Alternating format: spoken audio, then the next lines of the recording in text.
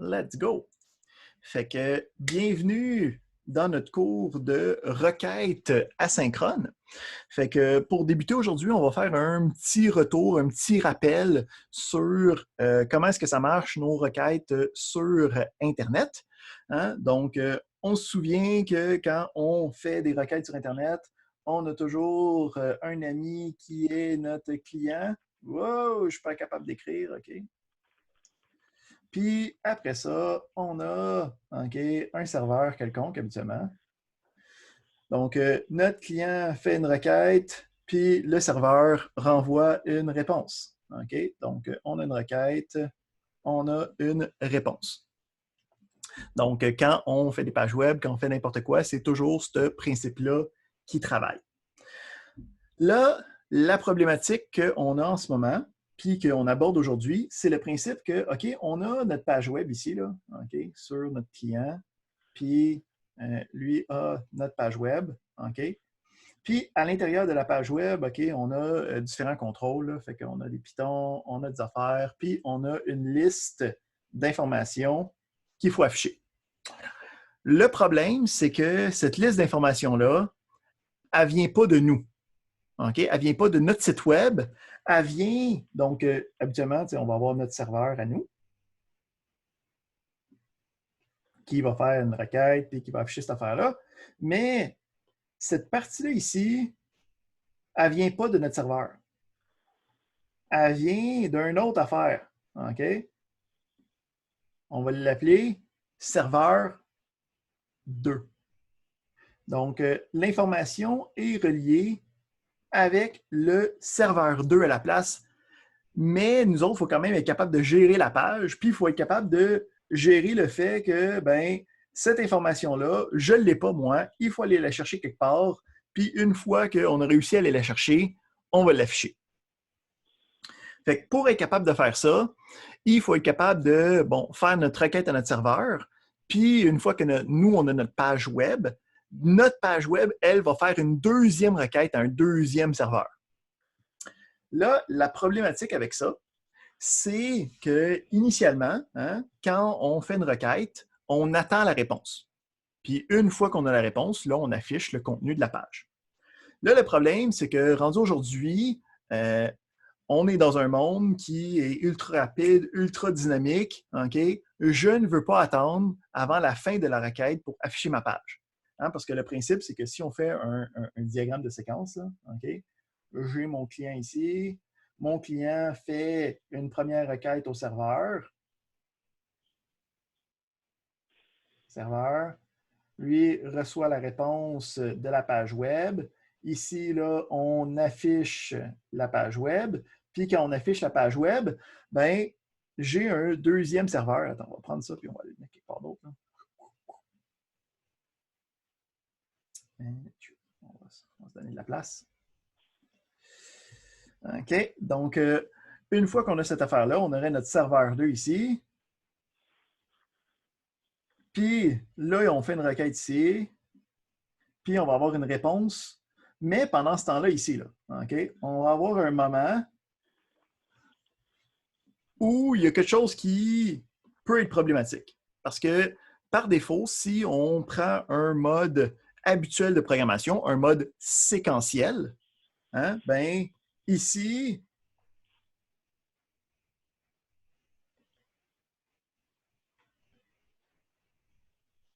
on a la problématique de, pendant que c'est en train de loader l'information, qu'on est en train de recevoir la réponse, qu'on est en train de traiter ces informations-là, on n'est juste pas capable de rien faire d'autre. Parce que dans la mécanique séquentielle, si tu as une fonction qui fait va chercher les informations, puis tant que tu n'as pas la réponse, ben attends. Donc, c'est ce qu'on appelle des fonctions bloquantes. Par défaut, dans la programmation séquentielle, c'est comme ça que ça marche. Tu fais des affaires, puis tant que ce n'est pas fini, ben t'attends, puis quand tu as fini, là, tu passes à l'autre chose. Le problème, c'est qu'une page web, ça ne marche pas très bien avec cette méthode de programmation-là. Parce que quand je suis sur ma page Facebook, j'ai en même temps mes petits chats qui sont ici, j'ai en même temps mon feed qui va avoir des informations, j'ai mes différentes annonces, parce que je n'ai pas mis mon ad blocker cette journée-là. Donc, j'ai différentes sources d'informations qui sont tous dynamiques, puis je ne peux pas dire, ben, quand je suis en train d'attendre un message, je ne suis pas capable de faire autre chose dans ma page. OK? Ça ne marche pas, ce principe-là, aujourd'hui. Donc, c'est quoi le mécanisme qui me permet de faire des choses en même temps? Hein? Ça va être le principe de requête asynchrone. Asynchrone. OK? Donc, le principe de requête asynchrone, ça va être de dire, ben gars, ça ici, là, c'est pas grave, continue de faire tes affaires normalement, puis une fois que tu reçois la réponse, là, fais quelque chose de spécifique. Donc, le principe, c'est de dire, j'envoie la requête, puis je ne sais pas quand est-ce qu'elle va être complétée, mais quand elle va être complétée, je sais quoi faire avec la réponse. OK? Donc, les requêtes asynchrones, le principe fondamental, c'est de dire, je veux envoyer dans le futur les actions que je vais faire avec cet élément-là. Donc, pour être capable de faire ça, la mécanique de base, okay, en JavaScript, c'est ce qu'on appelle un XML HTTP request. Okay? Puis, pourquoi ça s'appelle XML HTTP request? C'est juste une affaire historique. C'est qu'au début, on pensait juste que ça allait être pour du XML, mais avec le temps, c'est devenu plus général. On est capable d'aller chercher n'importe quelle information avec ça. Donc, c'est marqué HTTP request, mais ça n'a pas rapport. Okay? C'est pour faire des requêtes HTTP à l'intérieur de mon code JavaScript. Fait que le principe du XML HTTP request, c'est pour être capable de faire du AJAX, qui est qu'est-ce que nous, on va avoir à faire aujourd'hui, du Asynchronous JavaScript. Encore une fois, NXML, c'est historique. On fait pas mal plus que du XML aujourd'hui, mais c'est le principe d'avoir du JavaScript asynchrone. Donc, comment est-ce que ça va se passer? Si on regarde ici, bon, il y a un paquet de choses qui se passent. Là. Le principe fondamental, c'est de dire, OK, je veux faire une requête HTTP. Il va falloir que je dise la méthode. OK? Donc, on sait les différentes méthodes HTTP. Hein, les... Oups! Pourquoi tu as fermé, toi? Je l'ai vu que ça a fermé, là. Je suis prête, là. OK, c'est bon. OK, on a le post. Puis après ça, il va falloir dire l'URL à laquelle on va aller chercher de l'information. OK, donc, si je vais aller chercher de l'information quelque part, une autre page web, un autre type d'information, ça va être ce qui va se passer. Puis, avec ça, on va avoir deux informations additionnelles. Donc, on va avoir deux fonctions, OK?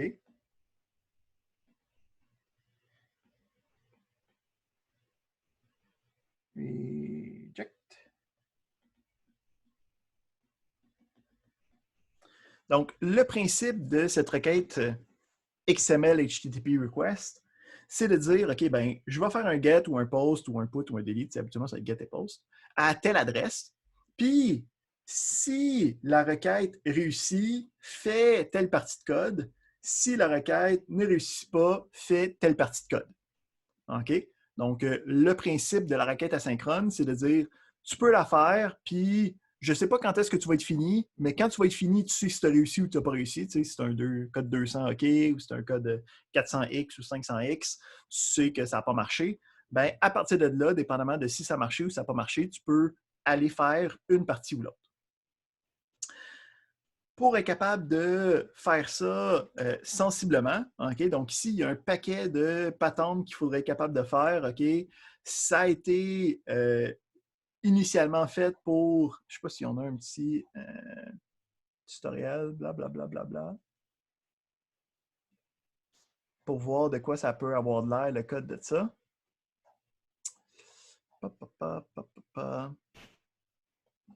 Fait que ça serait quelque chose de même. Donc, c'est que cela, ouais, ça, tu te fais une nouvelle requête, tu commences à rajouter des choses, tu gères la configuration de la requête, puis là, tu l'envoies, puis une fois que tu l'envoies, ça va appeler cette fonction-là que tu as faite à part. Donc, il y a un paquet de code un peu disparate pour le gérer. Ça, c'est ce qui a été créé initialement. Hein? Fait que ça veut dire qu'il y a parce que, comme je vous l'ai dit plusieurs fois, dans le monde de JavaScript, le monde se tanne, puis ils font des versions meilleures pour faire en sorte qu'on a moins de boilerplate, moins de choses à écrire. OK? Donc, ça, c'est le principe fondamental. On prend ça, puis on amène ça en 2020, puis on peut utiliser des librairies déjà préfaites pour être capable de faire ce même principe-là, donc d'être capable de faire des requêtes, d'être capable de faire des requêtes de différentes méthodes, d'être capable de faire des requêtes sur des URL, puis dire si ça marche, faites à l'affaire, si ça ne marche pas, faites à l'affaire, mais d'une manière plus concise, plus familière. Fait que nous, ce qu'on va utiliser, c'est la librairie qui me permet, qui est la plus utilisée pour des requêtes HTTP, surtout avec Node.js, qui est Axios. Donc, c'est le principe de faire des requêtes HTTP avec ce qu'on va appeler des promesses. Donc, on va revenir à ça. C'est une affaire en JavaScript. Mais le principe, c'est, si on regarde c'est quoi cette librairie-là, ça me permet de faire des requêtes HTTP en utilisant le XML HTTP Request. Hein? Donc, qu'est-ce qu'on vient de voir? C'est refait, mais mieux, avec Axios. Là, ici, pour parler de cette partie-là ici, où c'est que j'ai des fonctions qui vont être faites, mais de manière asynchrone dans le futur. Il y a eu, encore une fois, beaucoup de développement par rapport à ça pour être capable de faire des requêtes asynchrones, des fonctions asynchrones. Fait qu'on va aller voir le principe des promesses. Donc, le principe des promesses, oups, on va aller mettre ça ici. Donc, dans le langage JavaScript, le principe des promesses, c'est, bon, premièrement, si on regarde un petit peu, c'est quelque chose qu'on peut comprendre par rapport à qu'est-ce qu'on a fait jusqu'à présent. Le principe de promesse, c'est de dire, ben, je veux faire quelque chose qui va être très long, puis une fois que ça c'est fait, va faire telle fonction. Puis on a vu avec les arrow functions que c'était facile d'encapsuler une fonction sans l'appeler tout de suite. Hein? Donc, on avait vu le principe de dire j'ai une fonction quelconque. Oups, on va se redonner un petit. MCN. Puis là, on disait que ça, c'est égal à quelque chose qui va faire des affaires. Hein? Ben, on avait vu que ça ici, ça allait être encapsulé pour devenir à l'intérieur de cette variable-là, mais ça n'allait pas l'appeler tout de suite.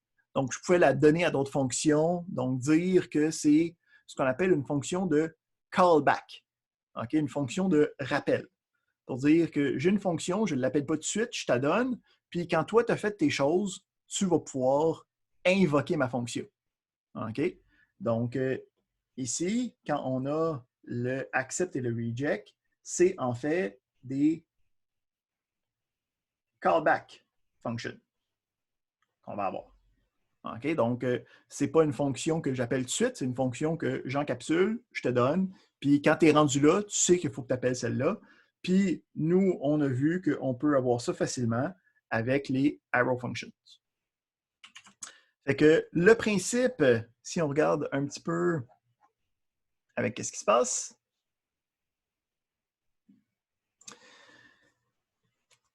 ça va être ça ici. Donc, là, ici, ce que je suis en train de faire, c'est vous passer en passant à travers l'historique des fonctions asynchrones pour se rendre jusqu'à aujourd'hui où c'est que c'est rendu semi-simple. Donc, je vous montre beaucoup de code. Ce n'est pas obligé de le comprendre. Ici, il faut comprendre la thématique derrière, parce que je vais vous apporter un peu qu'est-ce que ça fait. Puis après ça, je vais vous dire, OK, ben ça, c'est les problèmes qui ont été engendrés, puis c'est là qu'on est rendu maintenant. Fait que le principe avec les fonctions de callback. Hein, on disait, bon, mettons, je load un script, ça load le script, c'est très long faire ça, je veux être capable de faire autre chose pendant ce temps-là. Fait que j'y donne une fonction de callback pour dire, une fois que tu as fini, utilise cette fonction-là pour gérer que tu as loadé les données. Mais là, souvent, qu'est-ce qui arrivait, c'est que ben, ça se peut que ça marche, ça se peut que ça ne marche pas. Hein. Donc, on avait une fonction qui était capable de recevoir un message d'erreur, puis de recevoir qu'est-ce qui s'est passé normalement, si ça a marché. Fait que là, on avait habituellement à l'intérieur une conditionnelle qui dit, ben, s'il y a eu une erreur, là, fais des shit pour dire que ça n'a pas marché, puis sinon, ben, ça veut dire que ça a marché, fait que continue avec ça. Là, la problématique, c'est quand on commençait à avoir plusieurs chargements, plusieurs fonctions asynchrones qui étaient appelées l'une après l'autre. Fait que, mettons, je load mon script, puis si ça marchait, ben dans le script, il faut que j'aille chercher telle fonction. Puis si j'allais chercher telle fonction, ça marchait, ben là, j'ai besoin d'aller chercher tel paramètre. Fait que j'ai besoin d'avoir une pyramide d'appels au fur et à mesure que j'avance, puis à chaque fois, si ça se peut que ça ne marche pas. Fait qu'on avait ce qu'on appelle la Pyramid of Doom. OK? Donc, la Pyramid of Doom, c'est le principe que, OK, ben, j'appelle un script. Si ça ne marche pas, il faut que je gère son erreur. Sinon, ben là, j'ai le droit de loader le deuxième. Puis encore une fois, là seulement, ça se peut que ça ne marche pas, fait qu'il faut que je gère son erreur. Puis, ben, si ça a marché, là, je peux loader le troisième. Puis, à ce point-là, j'ai une possibilité d'erreur. Puis, si tout ça a marché, là, je peux vraiment faire mon code avec un 6 niveaux d'indentation totalement lisible. Bon, on s'est rendu compte que c'était pas super lisible, cette affaire-là. Puis ça créait beaucoup de problèmes. En fait, ça pouvait facilement causer des problèmes parce que si tu ne loadais pas la chose dans le bon ordre, si tu ne faisais pas une bonne gestion d'erreur, c'était très facile de se tromper quelque part puis d'avoir une problématique. Okay? Donc ici, la Pyramid of Doom, c'est avec ça. Là. Plus tu vois que ça s'en va dans un cône, plus tu sais que ça va mal. Fait qu'est-ce qu'on a réussi à faire à la place de ça? C'est le principe d'une promesse. Okay? Donc, une promesse, c'est une fonction en JavaScript qui va être représentative de je suis capable de me faire dans le futur puis de gérer facilement est-ce que ça a marché ou est-ce que ça n'a pas marché. Okay? Donc, une promesse, c'est une fonction qui peut avoir deux principes. Un qui est j'ai marché, puis un qui est j'ai pas marché. Fait que la promesse peut être déférée plus loin dans le temps. Puis à partir de là, si on se regarde un petit exemple.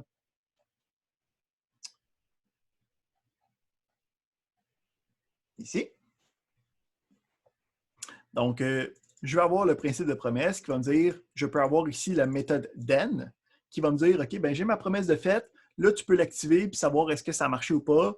Puis à partir de là, lui va prendre deux fonctions qui vont être le résultat si ça a marché ou sinon la gestion indépendante. Donc ici, ce que ça nous permettait de faire, c'est d'enlever la conditionnelle qu'on avait auparavant puis d'avoir juste des fonctions encapsulées qui me permettaient de plus facilement gérer est-ce que ça a marché ou est-ce que ça n'a pas marché. Fait que ça me permettait d'enlever le if, mais la problématique, c'est que, si on va voir, je pense que ça le dit encore, blablabla. Bla, bla, bla. On a encore le même principe de pyramide de gestion, OK? Parce que ici, on a quand même le principe, attention, on va ici.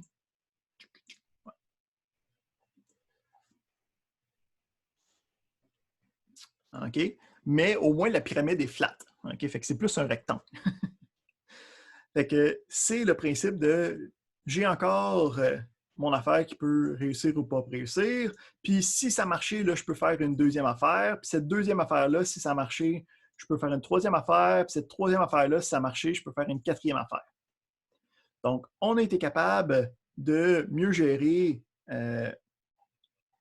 Ici, si on regarde le même principe, là, que tantôt, c'est que j'ai un premier, un deuxième, puis un troisième script. C'est seulement si ces différents éléments-là réussissent à chaque fois que je suis capable de les gérer un après l'autre. Donc, on a été capable de mieux représenter ça. Puis, ici, le principe des promesses, c'était un API, une librairie qui était inclue en JavaScript, qui permettait d'avoir ça directement dans des méthodes, dans des nouvelles classes. Donc, ça ne changeait pas qu'est-ce qui était disponible. Là où on est rendu aujourd'hui, okay? Donc, on a avancé encore d'un espace, puis on s'est rendu avec des nouveaux mots-clés qui me permettent de faire des fonctions asynchrones. Donc, la fonction, je dicte d'avance que, hey, là-dedans, il y a quelque chose d'asynchrone. Il va falloir que tu attendes une promesse quelconque de quelque part pour être capable de continuer. Puis, on va avoir le await, donc le asynchronous wait, qui va dire, ben cette affaire-là, ça va être quelque chose qui va être complété plus tard, continue normalement, autrement, parce qu'on ne sait pas ce qui va se passer par la suite. Fait que ici, on va avoir le même principe que tantôt. Tu sais, ça, c'est avec les promesses de tantôt. Donc, on a le then qui me dit quelque chose. Bien, là, ici, je vais être capable d'utiliser des fonctions asynchrones avec le mot-clé async. Puis, pour dire que je suis en train de... j'ai besoin d'attendre quelque chose, je vais pouvoir utiliser le mot-clé await. Puis, avec ces mots-clés-là, on va aller voir, nous, dans nos librairies, qu'on va regarder comment faire des fonctions asynchrones avec beaucoup moins de code. Puis, ça va pas mal tout gérer automatiquement tout ce que nous, on avait besoin. Fait que, on vient de voir une première prémisse où c'est qu'on disait que, bon, on va être capable de faire des requêtes, hein, HTTP. On a vu le XML HTTP request. On s'est dit qu'on a avancé, nous autres, on a vu la librairie Axios qui me permettait de faire ces requêtes-là avec un langage plus standardisé. Puis dans ce langage-là, ça va nous demander de faire des requêtes asynchrones qui va utiliser les mots-clés async puis await pour être capable de gérer les éléments de manière à ce que ça ne bloque pas ma page pendant que je suis en train de faire la requête puis d'attendre les données. Fait que ça, c'est notre premier bloc informatif d'aujourd'hui. On sait qu'on peut faire des requêtes asynchrones, puis on sait qu'on peut les faire par requête HTTP avec des get, des posts. Deuxième fondement de la journée, ça va être c'est quoi les requêtes qu'on va faire. Donc, pour être capable d'aller chercher l'information d'un autre site. Okay? Donc, je veux être capable d'aller chercher une information d'un autre site. Pour être capable de faire ça, on va utiliser des API de d'autres sites, puis plus particulièrement, on va regarder le principe d'API REST. Okay? Fait que si je vous parle d'API REST, est-ce que le mot REST, vous avez déjà entendu parler de ça? Donc, vous pouvez me faire des thumbs up, là, des raise hand pour dire que est-ce que ça vous dit quelque chose? Est-ce que vous avez déjà vu ce mot-clé-là quelque part? Oui. C'est où les thumbs up? Oui, ben c'est ça. Habituellement, c'est dans les Ah, participants. je l'ai trouvé. Tu peux... Il n'y a pas de thumb down. Non, il y a juste des thumbs up.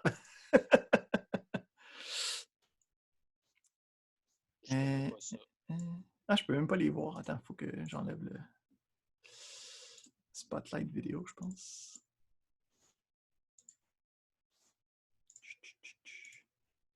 Ouais, c'est ça. Moi, il faut que j'y vois. Ça serait bien d'expliquer la différence entre des API tout court et des web services. Un web service, c'est une sorte d'API, non? Un web service, c'est un mot qui est beaucoup trop large pour être défini parce que ça peut être autant une application qu'un API REST. Fait que des web services, c'est un petit peu trop large comme c'est une manière de communiquer d'une place à une autre sur un site. Fait que c'est un petit peu trop large. On va y aller habituellement avec des choses un petit peu plus concrètes. Parce que le principe de web service, le monde peut pas mal décider ce qu'ils veulent quand ils utilisent le mot. Hein. Fait que c'est plus un buzzword. nous, on sait qu'on peut parler en HTTP d'une place à l'autre, puis on va aller plus spécifiquement aller jaser avec des services REST, puis des API REST. Fait que quand on parle d'API, hein, c'est juste une documentation de comment utiliser des fonctions de quelque chose. Tu sais, si on va voir les API en C#, ben, c'est une série de fonctions de savoir comment travailler avec. Hein. Fait que quand on parle d'API, c'est juste une manière d'aller accéder à l'information, une structure pour savoir comment transiger cette information-là. Le principe des API ou des services REST, c'est le principe d'être capable d'aller chercher à des adresses spécifiques des informations pour qu'on soit capable d'ingérer cette information-là par nous-mêmes. En gros, c'est une manière de transiger de l'information purement avec des mécanismes du web. Hein? Donc, si je veux aller chercher, admettons, j'ai une base de données, hein, puis à l'intérieur de la base de données, j'ai une liste de clients, puis j'ai une liste de numéros de téléphone. Un service REST, ce que ça va me permettre de faire, c'est de prendre ces informations-là qui sont dans une base de données, puis de les mettre disponibles sur le web d'une manière à ce que d'autres applications web peuvent aller chercher ces informations-là. Donc, j'ai perdu encore mon petit écran, on va le remettre. Si on le met dessus, parfait. Donc, il se base beaucoup plus sur le format de l'information. Si on regarde les principes derrière le REST, okay, qu'est-ce que ça prend pour faire du REST? Ça prend un principe de client-serveur. Okay? Fait qu'il y a quelqu'un qui m'offre un service REST, puis moi, je suis capable d'aller faire des requêtes à ce service-là pour aller chercher l'information. Ensuite, deuxième point important, c'est sans état, stateless. Ça veut dire que quand je fais une requête, si plus tard je refais la même requête, le serveur n'a pas conscience que c'est moi qui ai refait la même requête. On ne peut pas avoir de compteur, on ne peut pas avoir de variable, on ne peut pas avoir rien qui est quelque chose qui va comprendre que c'est dans une transaction ou quoi que ce soit. Là. Donc, quand je fais une requête, la requête elle-même, elle est indépendante, elle se tient tout seule, la réponse se tient tout seule, puis je suis capable de traiter ces informations-là. Ça ne veut pas dire que si je refais la même requête plus tard, que l'information ne change pas. Hein? Parce que si, admettons, je te dis, donne-moi toutes les posts qu'il y a sur mon fil de Facebook, bien, si je la fais plus tard, bien, ça se peut qu'il y ait plus d'affaires dedans. Okay? Mais le serveur n'a pas conscience que j'ai fait 2 requêtes, il ne serait pas capable de me dire c'est quoi la différence entre les 2 requêtes que j'ai faites. Il ne pourrait pas me donner un diff, admettons. Donc, on a le principe de stateless. Chaque requête est son propre monolithe. Je te donne la requête, tu me donnes la réponse. Ensuite, on va avoir le principe de cachabilité. Donc, une cache, c'est d'être capable de temporiser l'information pour dire, bien, si je fais plusieurs fois la même requête, à l'intérieur de la même minute, je pourrais te dire facilement, fais juste prendre la dernière version que tu avais. Moi, je ne te donne pas d'update avant la prochaine minute. Okay? Donc, le principe que les réponses doivent être monolithiques, ne doivent pas changer, sauf si l'information a changé dans le temps, mettons, puis que ces informations-là peuvent être temporisées pour être facilement réaccédées sans avoir à refaire une requête à chaque fois. On va voir aussi le principe de niveau des layers, donc être capable de prendre un service puis de le décomposer en différents niveaux pour accéder à différents types d'informations.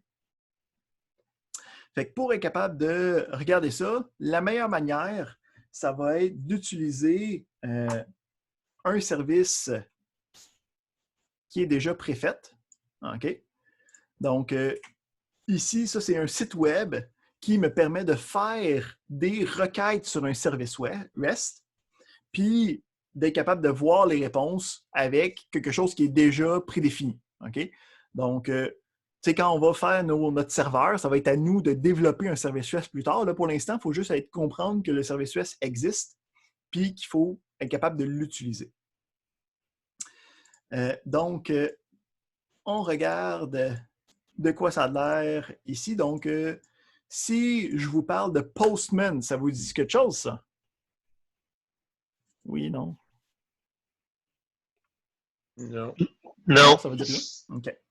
Donc, quand on veut aller chercher des pages web, hein, habituellement, tu rentres dans ton furteur, tu tapes une adresse, puis ça va chercher la requête. Mais si je veux faire des requêtes plus spécifiques, hein, donc si je veux faire un post ou si je veux faire un get à une adresse spécifique, souvent, je vais vouloir utiliser un outil qui va me permettre de faire ces requêtes-là de manière plus facile et plus conviviale. Fait qu'on va avoir des logiciels qui vont me permettre de faire des requêtes HTTP, des get, des posts à des adresses spécifiques au besoin. Ici, je vais faire ça ici.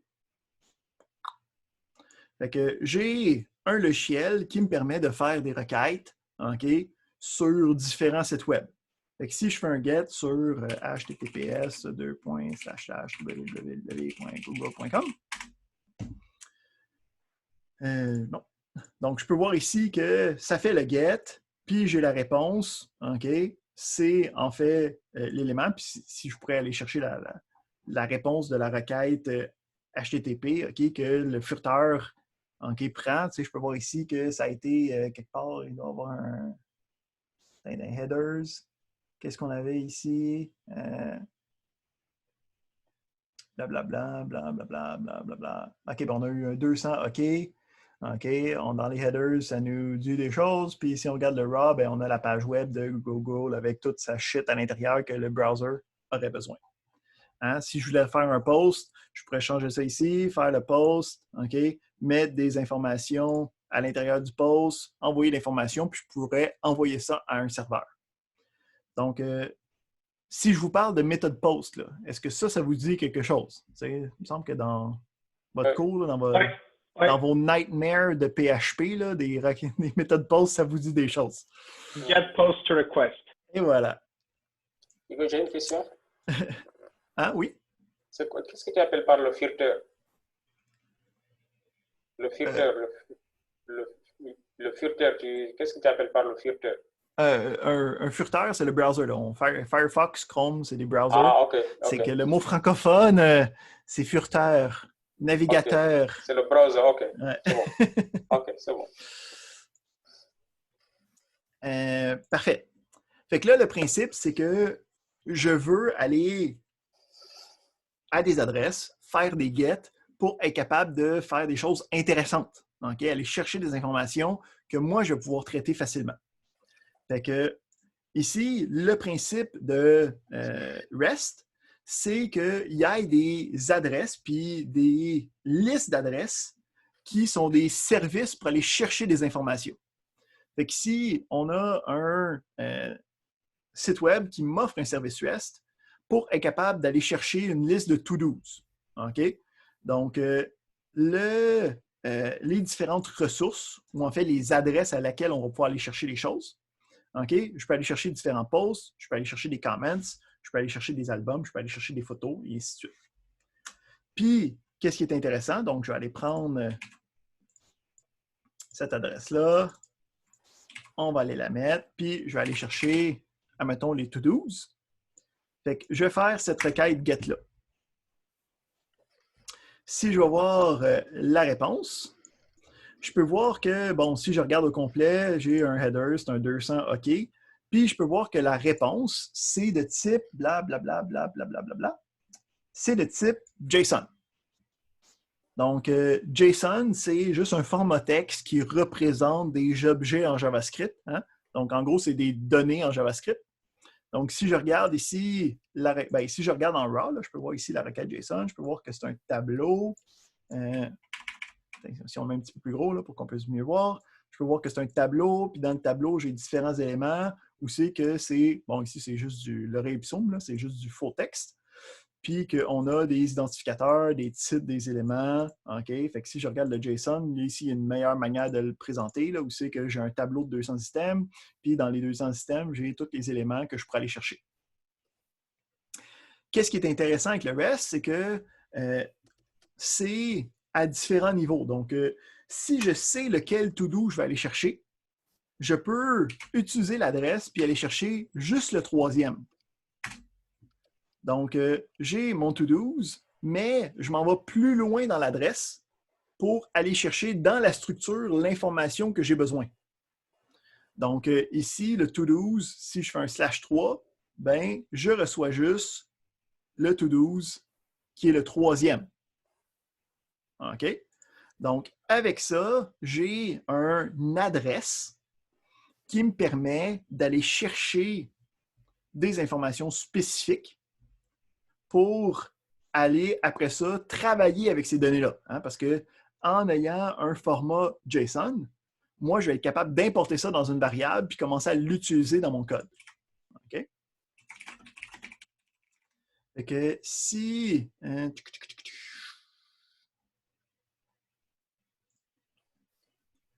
je regarde ici, et mettons que je vais chercher... Qu'est-ce que je pourrais aller chercher?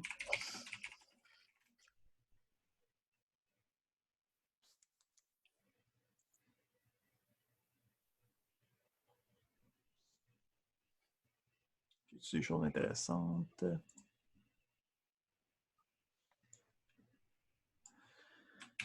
Fait que dépendamment de qu'est-ce que je vais aller chercher, mettons ici, si je vais aller chercher de la vraie information, là.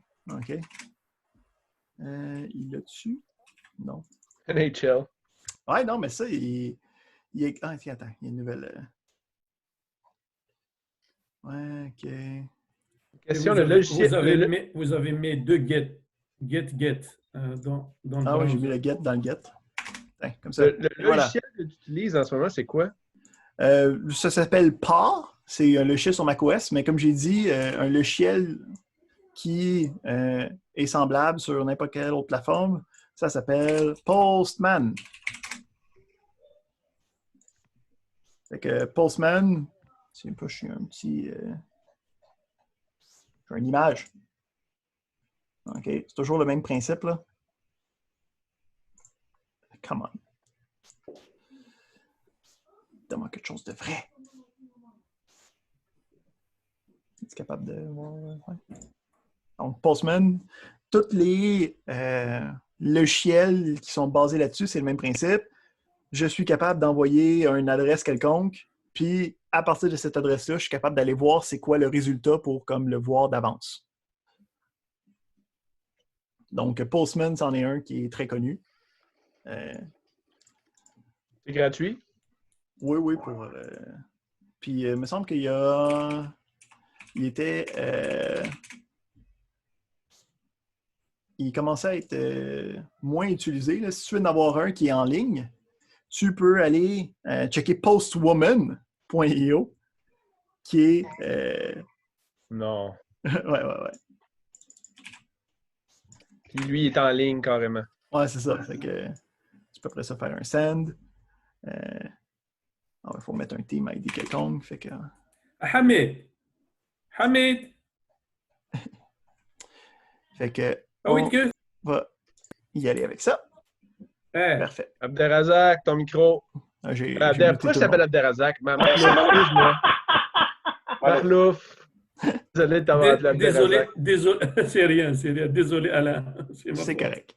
Je peux vous muter à volonté. Bam.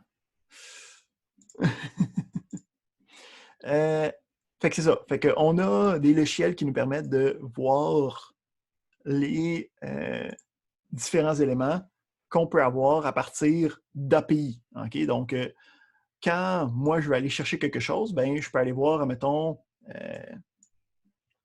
je vais avoir mes stats de la NHL, OK?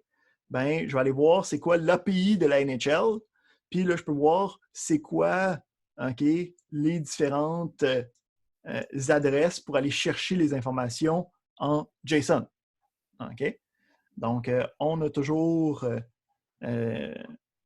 faut toujours savoir comment aller travailler avec l'API pour être capable d'aller chercher l'information.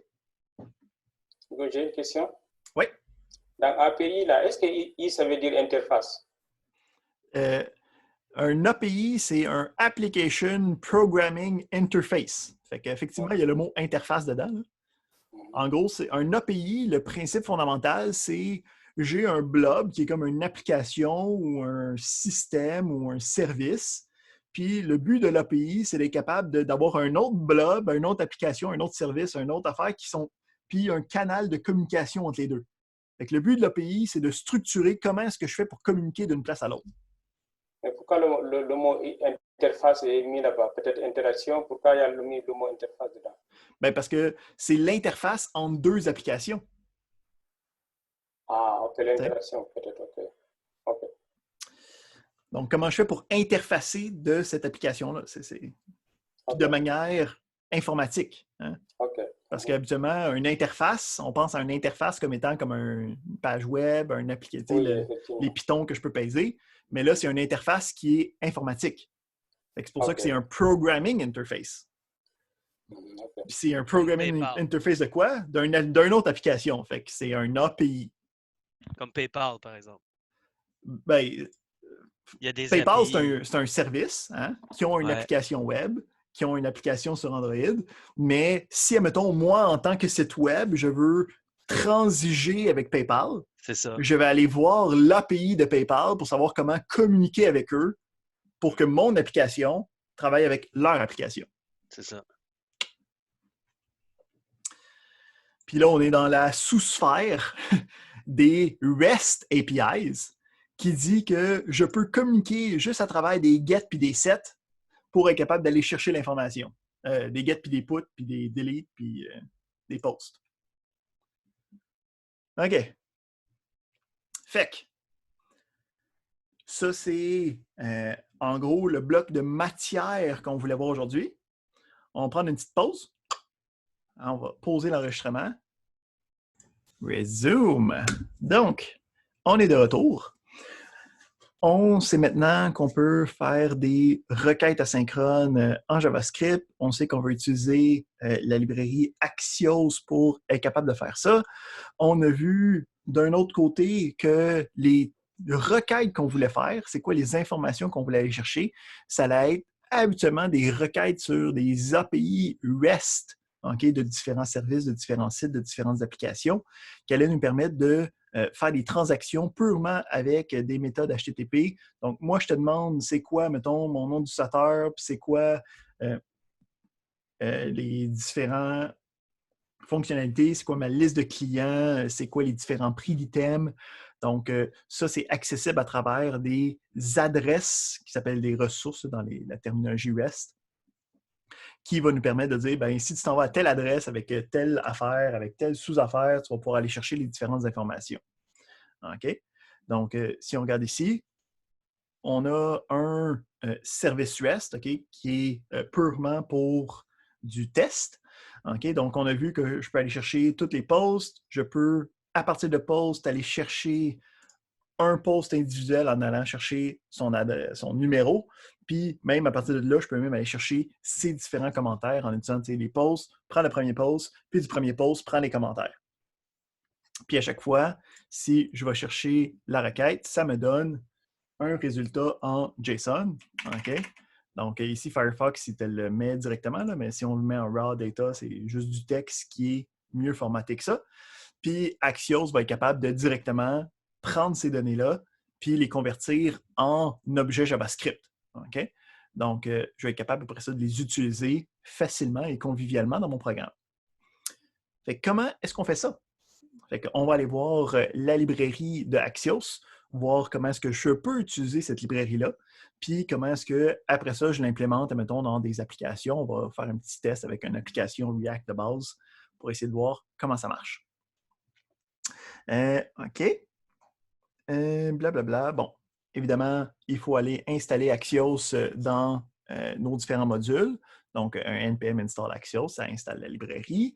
À partir de là, je peux aller chercher la librairie. Donc, on a le require Axios si tu es dans Node ou le import habituel si tu es en React, ça marche tout aussi bien. Donc, une fois qu'on a tout ça, on peut aller voir à quoi ça ressemble les différentes manière d'utiliser ça.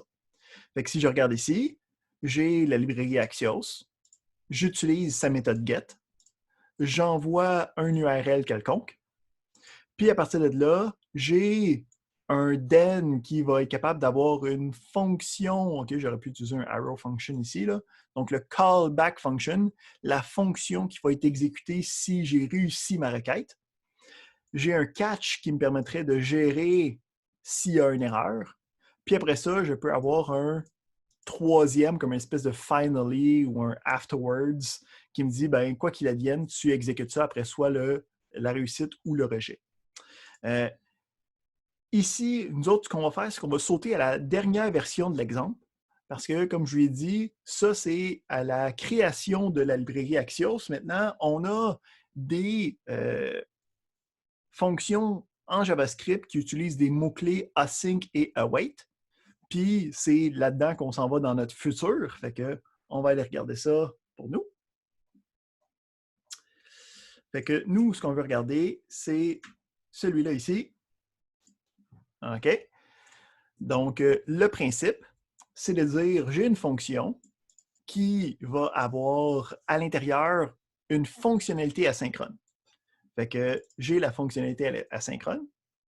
Puis, à l'intérieur de ça, je vais avoir, OK, un tentative, OK, un try, pour être capable de voir s'il y a une erreur, je suis capable de la catcher puis faire quelque chose avec.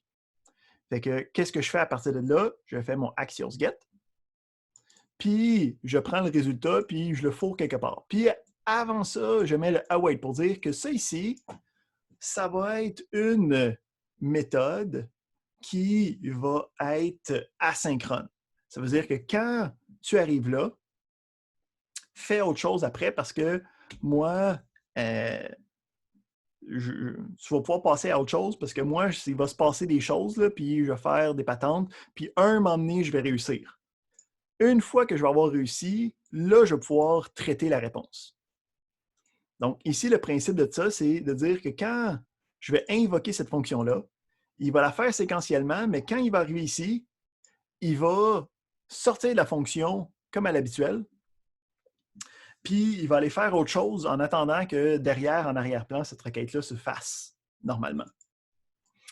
Puis à partir de là, une fois que j'ai la réponse, je peux aller voir le résultat de cette réponse-là.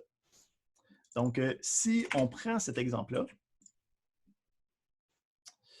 puis on le démontre ici.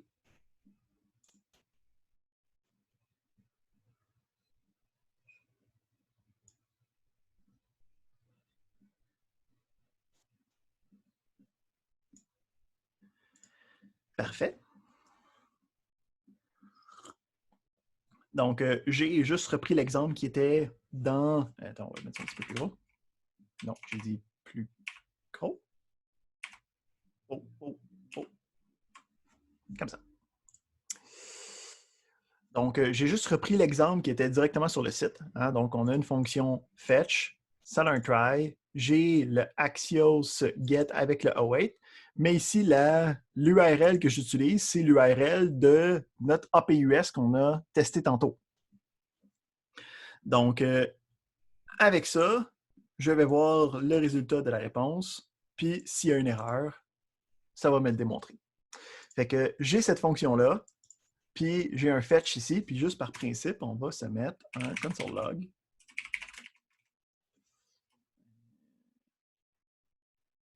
Ici, il y a du texte. Excellent. Fait que on veut rouler ce test-là. Puis si je regarde,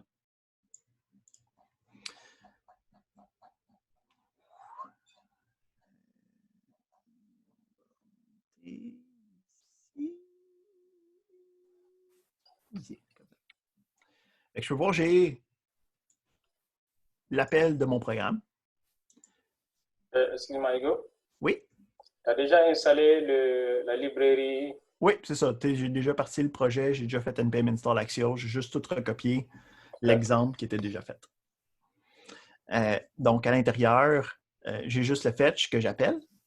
Puis, je peux voir qu'est-ce qui se passe ici. Donc, ça l'exécute cette fonction-là. Dans cette fonction-là, j'ai un try, puis là, j'ai un await. Fait que quand il va faire le await, qu'est-ce qu'il va faire? C'est qu'il va continuer normalement. Fait que je peux voir ici que même si j'ai un console log de la réponse, je peux voir que puisque c'est asynchrone,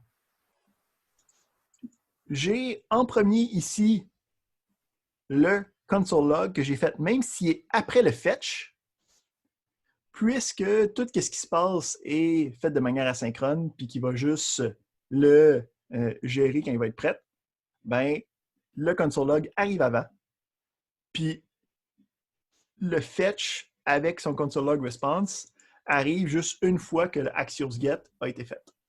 Magie. Beaucoup d'heures de développement, plutôt. Pas magie, technologie. Ça fait toute la différence. OK. Fait que, avec ça, on est capable de voir qu'on a la réponse. Hein? Donc, on voit que c'est un objet JavaScript.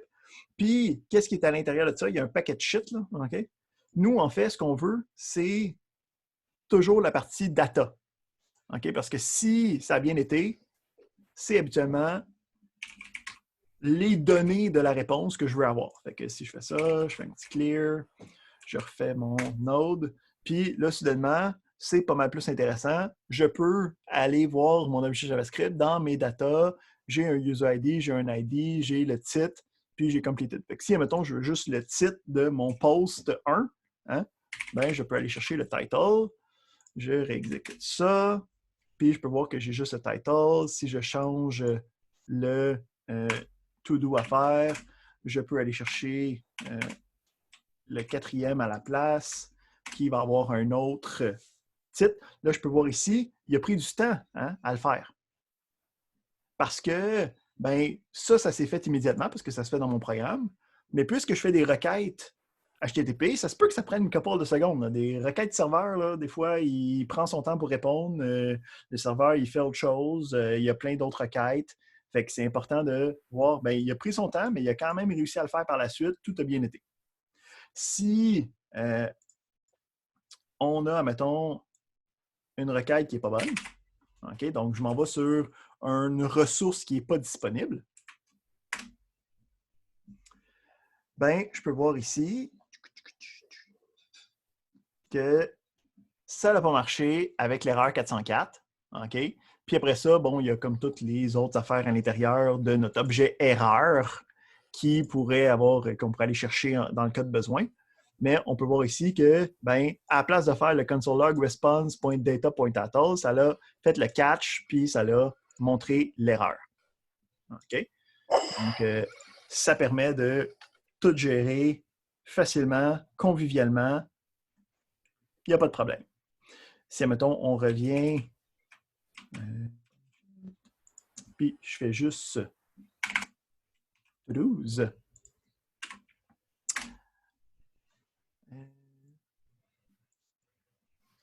Ah ouais, parce que je n'ai pas le title ici, je veux juste voir les données. Je peux voir ici que si je demande toutes les to-dos, ben lui, il me donne un tableau avec toutes les to-dos à l'intérieur. OK, donc on peut voir ici, c'est un tableau.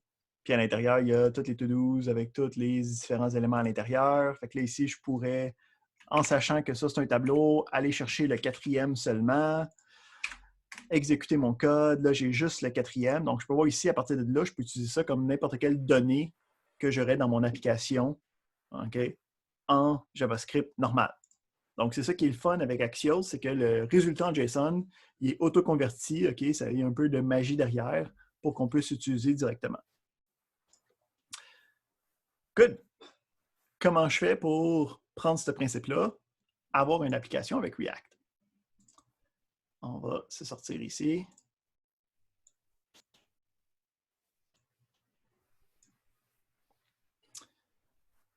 Parfait. Fait que je me suis fait un petit... le même petit exemple, mais en React. Okay.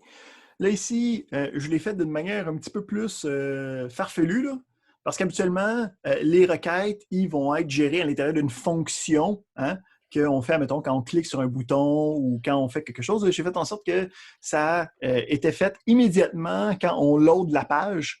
Fait qu'il a fallu que j'utilise un peu de passe-passe. On va le regarder ensemble, mais habituellement, c'est plus simple, c'est qu'on a notre fonction qui est appelée dans, mettons, l'invocation d'un bouton. Okay? Donc, ici, comme ça. Si on regarde ça ici, donc, qu'est-ce que j'ai là-dedans? Bon, j'ai mon Axios que j'ai déjà installé. Donc, tu sais, j'ai déjà fait le Use Create React App. J'ai installé Axios. Ça veut dire que je peux l'importer dans mon component. À l'intérieur du component, OK, c'est pas mal tout ce que nous, on connaît. Donc, on a les requests, on a l'app, on reçoit le request, tout va bien. Qu'est-ce qu'on a à l'intérieur? Bien, ici, j'utilise le useState pour dire, bien, j'ai un set de données. Je ne sais pas tout de suite ça va être quoi. Hein? Fait que je veux être capable d'avoir un état qui va être les données que je vais avoir été fetchées quelque part. Fait que j'utilise le useState, j'ai ma valeur, j'ai mon setter. Ça va bien. Qu'est-ce que je fais pour l'afficher puisque je veux juste afficher le résultat de JSON ici. Là. Donc, j'ai utilisé une fonction de JavaScript qui s'appelle stringlify. Donc, ça va prendre qu'est-ce que est un objet JSON, ça va en faire un string, okay? Juste pour que ce soit affichable rapidement, convivialement dans notre application. Fait que j'ai stringlify les données hein, que j'ai créé le useState. Fait que là, ce qu'il me faut, c'est faut que je fasse un set data quelque part pour être capable de gérer ça. Comment est-ce que je fais ça? Fait que j'ai une fonction fetch. Hein? Donc, je fais un arrow function qui ne reçoit rien. J'ai ici une fonction asynchrone. Puis, j'utilise la même fonctionnalité que j'ai utilisée dans mon petit test tantôt. Donc, dans ma fonction, je fais un try. Je fais un await axios get avec l'URL. Une fois que c'est terminé, je sais que j'ai ma réponse. Puis, je peux, à ce moment-là, setter mes données. Donc, où c'est que je faisais mon console log de mes données, de ma réponse, bien là, je peux envoyer ça dans mon set data pour que ce soit utilisé par la suite. Après ça, j'ai le même principe de l'erreur, et ainsi de suite. On va aller regarder le useEffect dans quelques instants. Je veux juste voir le résultat avec vous en premier. npm start. Ça devrait ouvrir une page web quelque part qu'on va rapatrier à la bonne place.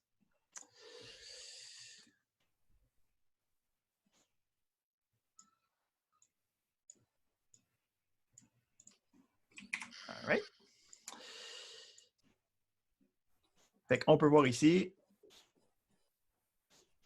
ça fait juste afficher qu'est-ce que moi j'avais comme réponse, OK, comme que je m'attendais. Ici, juste pour bien prouver, le stringify, tout ce que ça fait, c'est vraiment juste une version string de l'objet, mais si, admettons, j'utilise mes données, point title,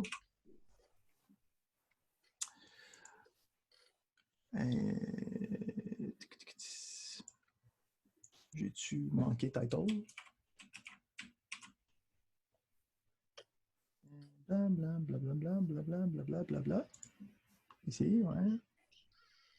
Ah, au début, ouais, il faudrait que je fasse un objet vide avec title dedans. Il va juste être vide. Puis à partir de là, moi, je peux faire data.title. Et je peux voir ici que c'est effectivement le bon élément qui était là. OK, donc, juste en utilisant données, ça marche, là. Ici, le principe, c'est qu'on a une version un petit peu plus le fun avec ça ici. OK. Puis, si je change le to-do, OK, puis que je mets le quatrième,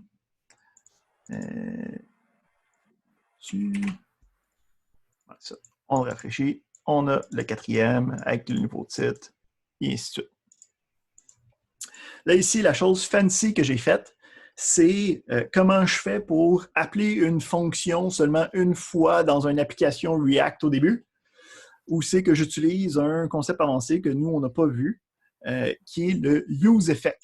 Okay? Donc, on a le useState pour gérer des états dans notre application. Bien, le useEffect, son principe, c'est de dire à chaque fois que tu rafraîchis ton application ou à chaque fois que tu démarres un component, le useEffect, c'est une fonction qui va être activée à chaque fois qu'il se passe quelque chose par rapport à l'affichage.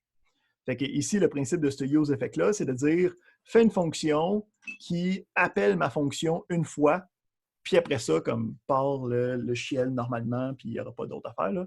Donc ici, ça, c'est comme j'ai dit, c'était juste pour l'avoir avec 100 boutons, sans rien. Là.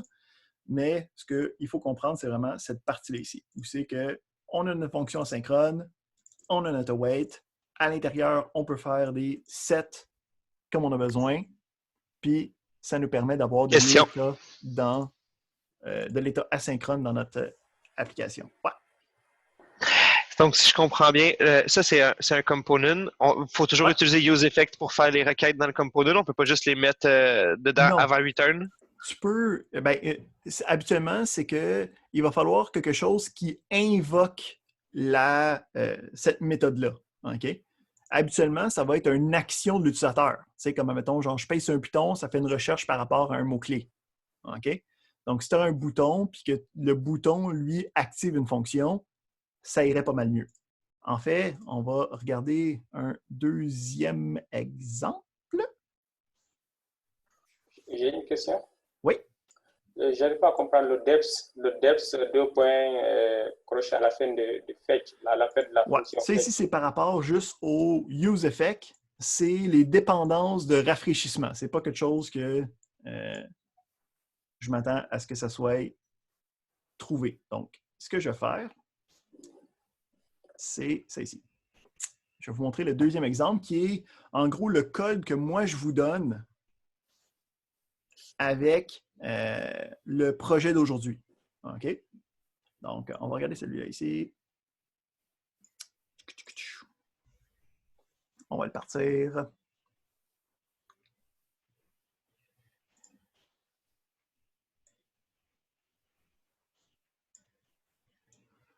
On met cette page-là ici.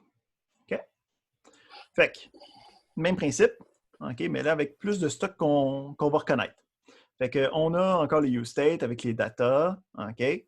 Puis, là, ici, j'ai remis l'exemple avec les to-dos. OK? Puis, j'ai fait la fonction à part. OK? Donc, je l'ai appelé fetch. J'ai dit que c'était une fonction asynchrone qui ne reçoit aucun paramètre. Puis, à l'intérieur, ça fait qu'est-ce qu'on a besoin, incluant le set data. Puis, ce que j'ai fait, c'est que j'ai mis un bouton dans l'application. Puis, le bouton, quand je clique dessus, ça l'appelle cette fonction-là. Je n'ai pas besoin d'aide. Là, on n'a pas besoin de l'autre. Exactement. Là. Tu sais, comme habituellement, les useEffects ne sont pas utilisés. Moi, je l'avais mis parce que je voulais que ça se charge automatiquement, là, parce que je voulais être fancy. Là. Donc, là, ici, qu'est-ce qui va se passer? C'est que quand je clique sur le bouton, ça l'appelle cette méthode-là. Cette méthode-là commence une requête asynchrone. Puis, quand la requête va être terminée, ça va faire le set data pour changer qu'est-ce qu'il y a à l'intérieur ici. OK? Fait que si je clique sur Submit, je peux voir que ça change pour le contenu du To-Dos 1. Ouh! OK? Fait que ça nous permet de faire des requêtes asynchrones, d'être capable d'aller chercher l'information puis d'insérer ça dans nos applications en React. Qu'est-ce qu'on veut faire avec ça? Fait que, voyons voir c'est quoi notre petit problème de la journée.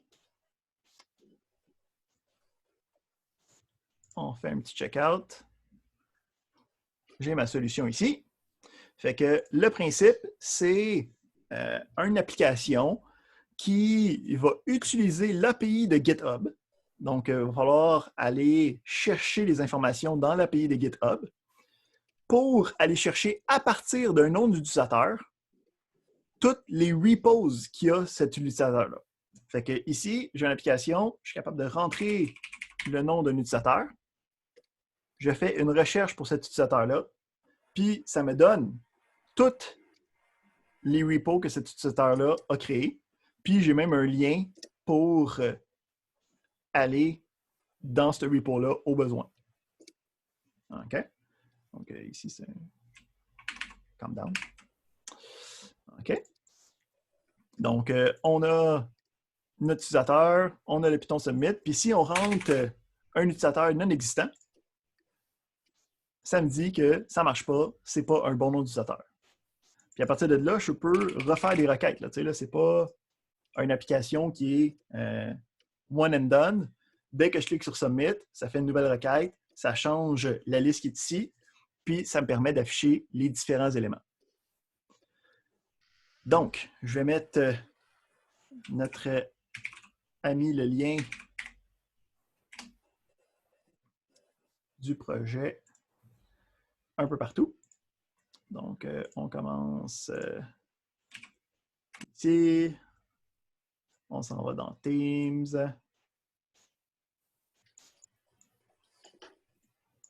Puis, on met le lien. Projet, évaluer. Synchrone. Et voilà. Donc, comme d'habitude, vous allez dans ce repo-là, vous le clonez, vous pouvez faire un npm install. J'ai un démo de qu'est-ce que je m'attends à l'intérieur. Donc, je vais être capable de rentrer le nom, cliquer sur Submit, puis qu'il y ait les différents repos de la personne. Pour être capable de faire ça, il faut être capable d'aller chercher dans l'API de GitHub. Fait que je vous donne un lien sur le site, mais le principe, c'est il faut aller chercher dans la documentation, OK? C'est quoi les adresses? Puis tu peux voir ici, bon, il y a des exemples de qu'est-ce que c'est supposé aller chercher comme requête, là, OK? Puis qu'est-ce que ça donne comme retour? Nous, on veut être capable d'aller chercher les différents repos, puis aller chercher les noms, les adresses, puis être capable de transformer ça dans notre application, puis avoir qu'est-ce qu'on a besoin. Il n'y a pas de tests qui sont inclus avec cette affaire-là, fait que moi, je vais aller manuellement aller regarder dans une semaine de quoi ça a de l'air. Je pense que ce serait pas mal ça pour aujourd'hui. Est-ce qu'on a des questions, affirmations, interrogations, justifications pour terminer la journée? Non? C'est clean? C'est chill? Merci. Tout le monde? Juste que je comprenne, Ouais. ton code, là, tu nous as montré comment ça fonctionnait. Ouais. C'est pas la réponse là, que tu nous as affichée là, avec ta fonction request. Non, c'est juste OK, good. un début d'affaire OK. qui permet de cliquer sur un bouton puis qui va chercher une affaire sur un API qui n'est pas le bon API. OK, good. Fait que c'est OK. comme un début de piste. C'est bon. C'est un squelette. C'est juste que moi, j'avais une branche solution. J'ai juste switché à ça rapidement. Là, si on vient, moi, ce que je vous donne, c'est blablabla. Si je m'en vais là, je clique là, je fais ça. Ça rebuild. Moi, ce que je vous donne, c'est ça. OK? Donc, tu as un Python. Quand tu cliques sur le Python, ça fait une affaire. On n'a pas de input, on n'a pas de liste, donc il y a du travail à faire, mettons. Tu n'as pas de component imbriqué, c'est juste un component. Moi, je vous l'ai donné tout à l'intérieur de 1. Après ça, c'est à vous de désimbriquer ça correctement. Là. OK. Squelette. Parfait. On va arrêter notre enregistrement pour aujourd'hui.